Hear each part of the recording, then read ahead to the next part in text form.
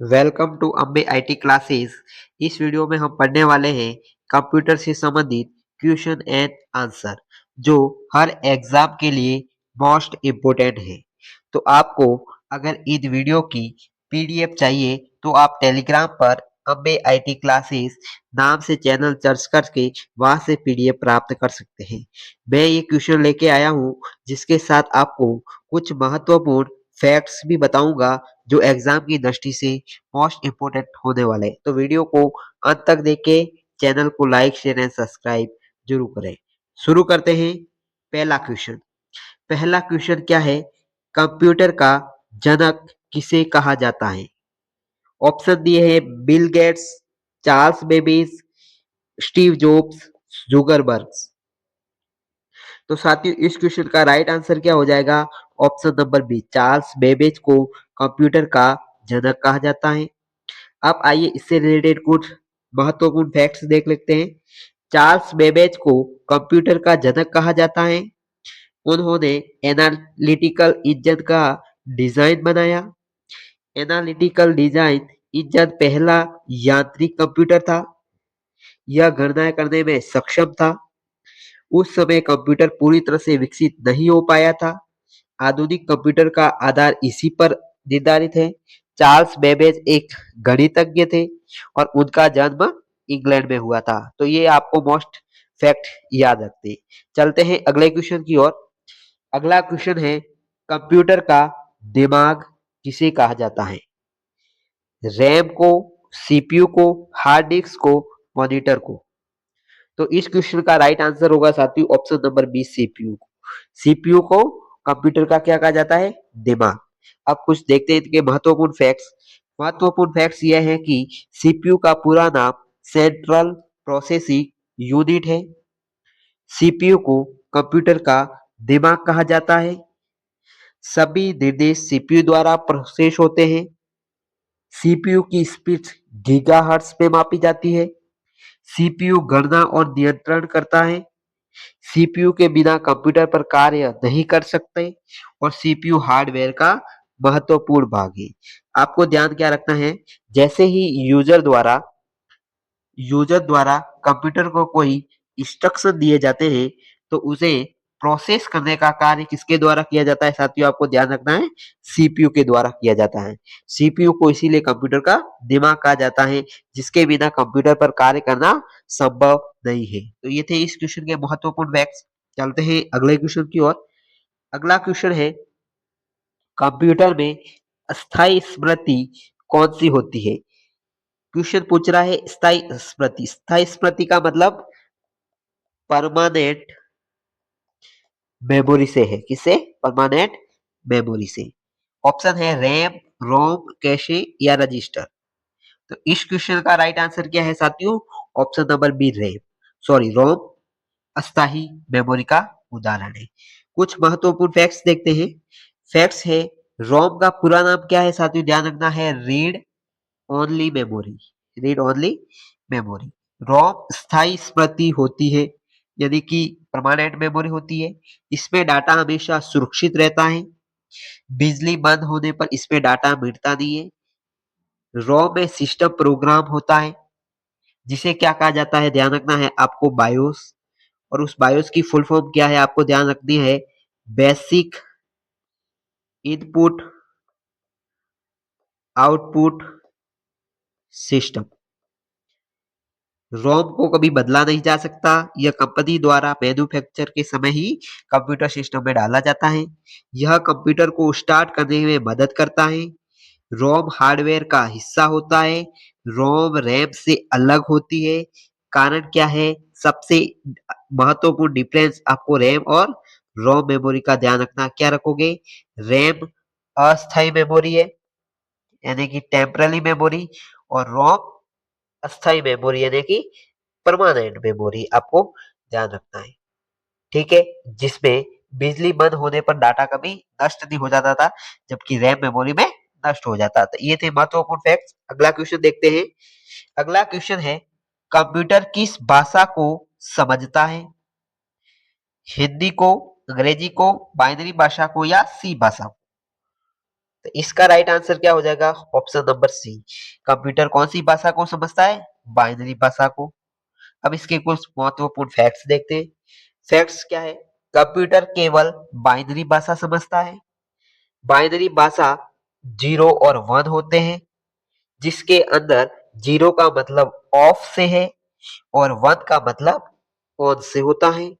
सभी programme binary भाषा में बदले जाते हैं। मशीन लैंग्वेज बाइनरी होती है। कंप्यूटर मानव भाषा को नहीं समझ सकता। उच्च स्तरीय भाषा को बाइनरी भाषा में बदला जाता है और बाइनरी भाषा सबसे सरल होती है। अब क्वेश्चन ये बन सकता है कि यहाँ पर बताया उच्च स्तरीय भाषा को बाइनरी भाषा में बदला जाता है, तो इसके लिए किसकी जरूरत पड़ती है? ट्रांसलेटर की। किसकी? ट्रांसलेटर की। और ट्रांसलेटर कौन कौन से होते हैं? आपको ध्यान रखना है, एक होता है कंपाइलर और एक होता है इंटरप्रेटर।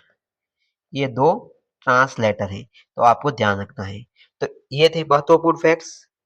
साथियों, वीडियो अच्छा लगे तो चैनल को लाइक शेयर एंड सब्सक्राइब करना बिल्कुल नहीं भूले, जिससे आपको मोटिवेट मिलता है। अगला क्वेश्चन देखते हैं। इनपुट डिवाइस कौन सी है? Printer, monitor, keyboard, speaker. इस क्वेश्चन का राइट आंसर हो जाएगा ऑप्शन नंबर सी। कीबोर्ड एक इनपुट डिवाइस होती है। अगला फैक्ट्स देखते हैं इसके। इसके फैक्ट्स हैं, कीबोर्ड एक इनपुट डिवाइस है। इसमें डाटा कंप्यूटर में डाला जाता है। कीबोर्ड में कई तरह के बटन होते हैं। हर बटन की होती है। टाइपिंग कीबोर्ड के लिए जरूरी है। टाइपिंग के लिए कीबोर्ड हार्डवेयर का हिस्सा होता है। कीबोर्ड के बिना कंप्यूटर पर हम कार्य नहीं कर पाएंगे। स्कूल या ऑफिस में इसका उपयोग होता है। अब समझना, इसमें आया कई बटन होते हैं जिसे अपन क्या कहते हैं? की। तो की किस प्रकार की होती है देखिए। जैसे F1 से लेके F12 तक फंक्शन की होती है। उसके बाद में बहुत सारी की स्पेस की होती है। उसके बाद न्यूमेरिक की होती है, जिसको हम वीडियो में विस्तार से पढ़ेंगे। तो आपको ध्यान रखना है, ये इसके महत्वपूर्ण फैक्ट्स है। चलते हैं अगले क्वेश्चन की ओर।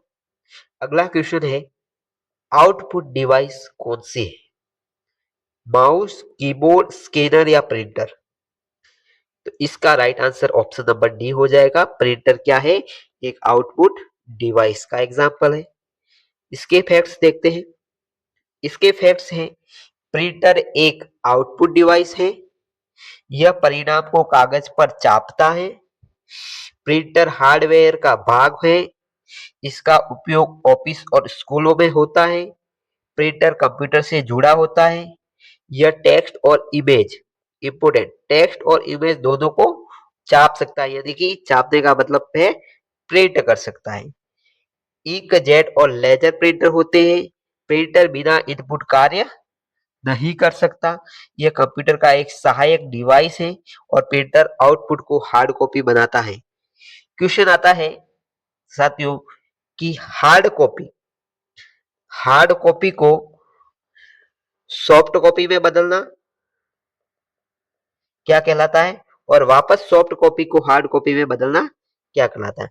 तो अगर आप हार्ड कॉपी को सॉफ्ट कॉपी बनाना चाहते हैं तो आप यूज करेंगे स्कैनर का, जो इनपुट डिवाइस है। और आप सॉफ्ट कॉपी को हार्ड कॉपी में बदल देंगे तो किसका यूज करेंगे? प्रिंटर का। यहाँ पर बहुत कंफ्यूजन हो जाता है और एग्जाम में क्वेश्चन पूछा जाता है। तो इससे संबंधित ये महत्वपूर्ण फैक्ट्स थे। अगला क्वेश्चन देखते हैं। अगला क्वेश्चन है, कंप्यूटर की गति किसमें मापी जाती है? किलोमीटर में, मेगाहर्ट्ज, गीगाहर्ट्ज में, या लीटर में, या वोल्ट में। तो इसका राइट आंसर क्या हो जाएगा? ऑप्शन नंबर बी, मेगाहर्ट्ज और गीगाहर्ट्ज में मापी जाती है। अब देखते हैं इसके महत्वपूर्ण फैक्ट्स। महत्वपूर्ण फैक्ट्स है, कंप्यूटर की गति सीपीयू से जुड़ी होती है। इसकी गति मेगाहर्ट्ज और गीगाहर्ट्ज पे मापा जाता है। ज्यादातर गीगाहर्ट्ज का मतलब तेज कंप्यूटर, यानी कि जितनी गीगाहर्ट्ज मेमोरी ज्यादा होगी उसकी स्पीड, प्रोसेसिंग की स्पीड तेज होगी। सीपीयू की स्पीड कंप्यूटर के लिए मोस्ट इंपोर्टेंट होती है। तेज स्पीड से काम जल्दी होता है। स्पीड प्रोसेसिंग पर असर डालती है। आजकल गीगाहर्ट्ज का उपयोग ज्यादा किया जाता है। स्पीड हार्डवेयर पर निर्भर करती है। स्पीड से मल्टीटास्किंग कार्य आसान हो सकता है। तो ये थे इससे संबंधित फैक्ट्स। अगला क्वेश्चन देखते हैं। अगला क्वेश्चन है एमएस वर्ड किस प्रकार का सॉफ्टवेयर है? सिस्टम सॉफ्टवेयर है, यूटिलिटी सॉफ्टवेयर है, एप्लीकेशन सॉफ्टवेयर है या हार्डवेयर है? तो इसका राइट आंसर क्या हो जाएगा? ऑप्शन नंबर सी करेक्ट हो जाएगा। एमएस वर्ड किसका एग्जाम्पल है? एप्लीकेशन सॉफ्टवेयर का। अब इसके फैक्ट्स देखते हैं। महत्वपूर्ण फैक्ट्स है, एमएस वर्ड एक एप्लीकेशन सॉफ्टवेयर है। इसका उपयोग डॉक्यूमेंट बनाने में होता है। यह माइक्रोसॉफ्ट कंपनी के द्वारा निर्मित सॉफ्टवेयर है। इसमें टाइपिंग की जाती है। इसमें अपन टेक्स्ट को एडिट कर सकते हैं। स्कूल और ऑफिस में इसका उपयोग होता है। यह सिस्टम सॉफ्टवेयर नहीं है। इसके बिना हार्डवेयर बेकार है। यह यूजर के लिए बना एक सॉफ्टवेयर है। यानी कि एमएस वर्ड का जो काम है मैन, वो किसकी हेल्प करना है? यूजर के लिए, जो एप्लीकेशन सॉफ्टवेयर है। तो ये महत्वपूर्ण फैक्ट्स थे, ध्यान रखते हैं आपको। अगला क्वेश्चन देखते हैं और ये क्वेश्चन इस वीडियो का अंतिम क्वेश्चन है। क्वेश्चन है कंप्यूटर को चालू करने की प्रक्रिया क्या कहलाती है? Login, booting, saving, processing. तो राइट आंसर क्या हो जाएगा इसका? Option number B, booting. अब इसके फैक्ट्स देखते हैं। फैक्ट्स है कंप्यूटर को स्टार्ट होने को क्या कहते हैं? बूटिंग। बूटिंग के बिना कंप्यूटर चालू नहीं होता। यह बूटिंग प्रोग्राम किस पे इंस्टॉल होता है? रोम में। जिसपे कौन सा प्रोग्राम इंस्टॉल होता है आपको बताया था मैंने, बायोस। ध्यान रखना है आपको। बूटिंग में ऑपरेटिंग सिस्टम क्या होता है? पूरा लोड होता है। बूटिंग कितने प्रकार की होती है तो आपको ध्यान रखना है। बूटिंग दो प्रकार की होती है। एक होती है कोल्ड बूटिंग, एक होती है वार्म बूटिंग। कोल्ड बूटिंग का तात्पर्य क्या है? कंप्यूटर को बिल्कुल बंद करके स्टार्ट करना। और वार्म का बूटिंग का मतलब स्टार्ट है कंप्यूटर को डायरेक्ट रीस्टार्ट कर देना। ठीक है, ये समझ में आ गया। दो प्रकार की होती है, कोल्ड बूटिंग और वार्म बूटिंग। बूटिंग हार्डवेयर और सॉफ्टवेयर को जोड़ती है। शुरुआती प्रक्रिया है। बूटिंग पूरी होने पर कंप्यूटर क्या होता है? स्टार्ट हो जाता है। तो ये महत्वपूर्ण फैक्ट्स। अब लाया हूं आपके लिए एक क्वेश्चन है जिसका आंसर आपको कमेंट्स बॉक्स में दे रहा है। क्वेश्चन है यूआरएल का पूरा नाम क्या है? तो इस क्वेश्चन का राइट आंसर आपको कमेंट बॉक्स में देना है। साथियों, उम्मीद करते हैं वीडियो आपको अच्छा लगा हो, तो चैनल को लाइक, शेयर एंड सब्सक्राइब जरूर करें। वॉच करने के लिए थैंक यू। जल्द मिलते हैं अगले वीडियो में।